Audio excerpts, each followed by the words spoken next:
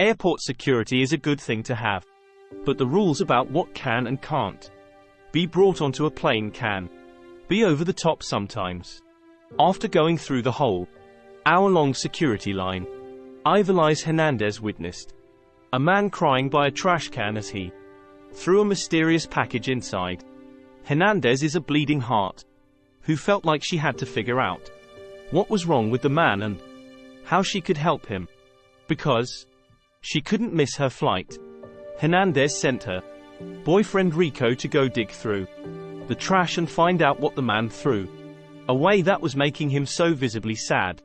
Here is the story of the mystery item and how the story unfolds into a surprise ending. It was supposed to be a regular, boring trip to the airport to catch a flight to Pittsburgh, but when Ivalice saw the crying man, the course of the trip changed.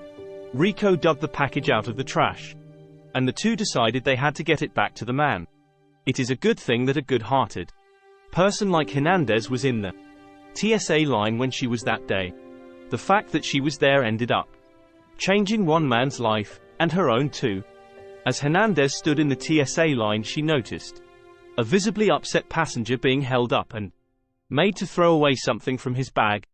The man was crying, and despite the hold-up in the line, Ivalice couldn't help but empathize with him and wonder what was wrong. So why was this man's item forbidden from the plane? That's because TSA has very rigorous restrictions when it comes to liquids on board. TSA regulations state that if a container has more than 3.4 fluid ounces in it, it cannot pass through security. So into the trash it goes. The sad man pleaded with the agents to let him leave the item in the lost and found to be picked up later. Unfortunately, this is a big TSA no-no, even in the event of high sentimental value.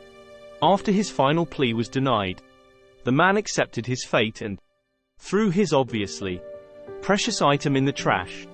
Just as Hernandez suspected, the trashed item was certainly not trash. It was a snow globe with the inscription, "We love you, Katie. Nana and Papa, January 25, 16. Hernandez knew what she had to do. Obviously, the sentimental item had to be returned.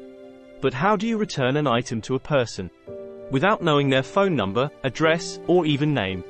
This was not going to be easy. The obvious thing to do was to take the story to social media to see if people could spread the word about the snow globe. Hernandez was not 100% hopeful about the endeavor, but she figured at least a few people would help spread the word. Ivalice and Rico were extremely surprised and pleased when after a week, Hernandez's post had been shared almost 50,000 times across the web. You will not believe how this viral post made its way to the right person.